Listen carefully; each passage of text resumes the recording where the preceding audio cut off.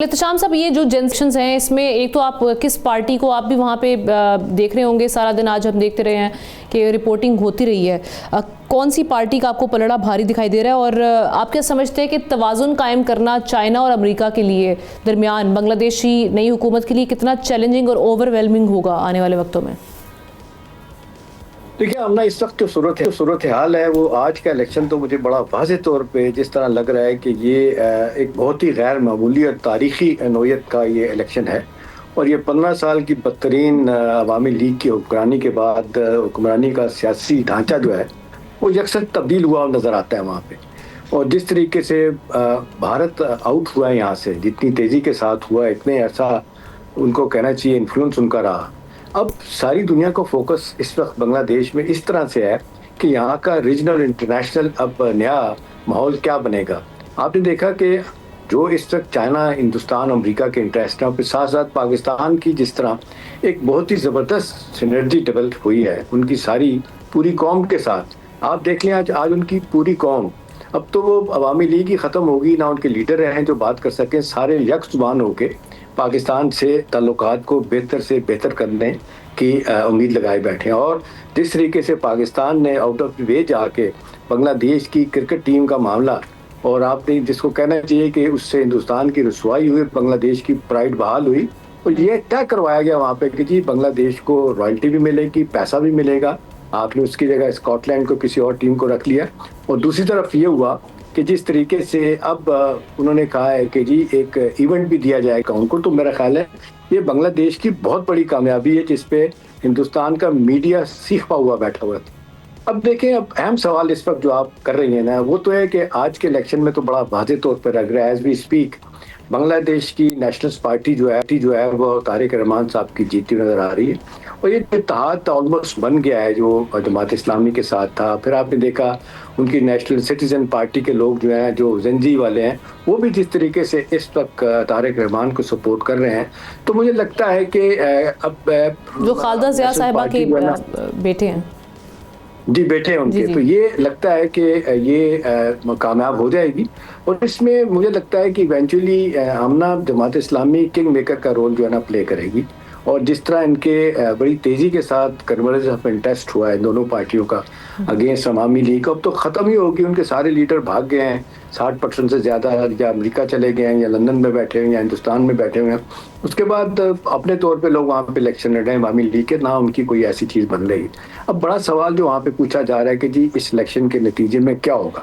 اب مجھے نہیں لگتا، بظاہر تو فور گراؤنڈ کنفیڈنٹ لگتا ہے کہ یہ خالدہ ضیاء کی پارٹی مرحومہ کی جو ہے نا وہ بڑے زبردست طریقے سے جس طرح انہوں نے کام کیا وہ جیت جائے گی، آ جائے گی. اور جن سی کی کو بات ہو رہی ہے ان کے نقطہ نظر کو آگے لے جانے والی بات ہوگی، کس طریقے سے بنگلہ دیش میں ظلم و زیادتی کا جو بازار گرم رہا، سیاسی آزادیاں ختم نہیں کی گئی، ایک وہ ختم ہوگا.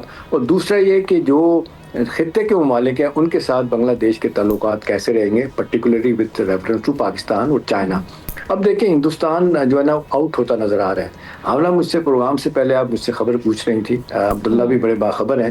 میری اطلاع یہ ہے کہ 1 مہینہ پہلے ہندوستان نے $10 ملین جو ہے نا وہاں پہ پھینکوائے ہیں تاکہ ہندوستانی بیانیہ جو ان کے اس وقت اگینسٹ ہو چکا ہے اس کو کم کرنے کے لیے. ان کو بھی اندازہ ہو گیا کہ اس وقت فضا بہت ان کے خلاف ہو گئی ہے. اور میری بڑی سالڈ اطلاع ہے کہ کس طریقے سے پیسہ انہوں نے پہنچایا، اور کوشش کر رہے ہیں کہ جی وہ سوری کر کے تھوڑا سا واپس آئیں، کیونکہ انہوں نے دیکھ لیا ہے یہ ہائی ہینڈڈ رویہ ان کا. جس طرح آئے دن لاشیں پھینکتے تھے بنگالیوں کی بارڈر پہ، ان کو احساس ہوا کہ معاملہ خراب ہو گیا ہے تو بالکل پاکستان کے جس کو کہتے ہیں گود میں جا رہا ہے، چائنا کی گود میں جا رہا ہے. امریکہ دور بیٹھا ہوا ہے، امریکہ کا صرف انٹرسٹ اس حد تک ہے کہ چائنا کے انگریس بہت زیادہ نہ ہو، چائنا کا جو جس کو کہنا چاہیے اس کے اپنے انٹرسٹ ہیں وہ اتنا بڑھ نہ پائیں. اور دوسری طرف چائنا کو یہ مسئلہ ہے کہ آپ دیکھ لیں کہ عوامی لیگ کے زمانے میں بھی ان کو اتنی زیادہ ان سے پریشانی نہیں تھی کہ یہ حکومت ویسی ہے نہیں رہتی. ان کا آمنا انٹرسٹ ہے کہ جو انہوں نے وہاں پہ پروجیکٹ شروع کیے ہوئے ہیں، وہ جو ڈھانچہ انہوں نے جس طریقے کا بنایا ہے اپنا کنیکٹیویٹی کا، وہ ان کی خواہش ہے یہ پورا ہو اور استحکام رہنا چاہیے. اس حوالے سے ان کی اب تھوڑا سا یہ نظر آتا ہے بڑے دنوں کے بعد یہ اطلاعات آ رہی ہیں کہ ان کو بھی لگ رہا ہے کہ ایک پائیدار حکومت بننے جا رہی ہے اور ان کے انٹرسٹ پروٹیکٹ ہوں گے. امریکہ کا جو سوال ہے، امریکی جو اس وقت شو کر رہے ہیں وہ کہہ رہے ہیں کہ جی بنیادی लोगों के हकूक़ रहने चाहिए, शहरी आज़ादियाँ रहनी चाहिए, और उनको ये है कि जी बहुत ज़्यादा चीन की गोद में नहीं जाना चाहिए। और अब यही एक मेरी नज़र में जो बहुत अहम फ़ैसला है कि जो किस तरीके से बांग्लादेश की नई हुकूमत वो बैलेंस करेगी चाइना और अमेरिका के दरमियान ताल्लुकात को, और किस तरीके से इंडिया से बहुत पीछे हटेगी।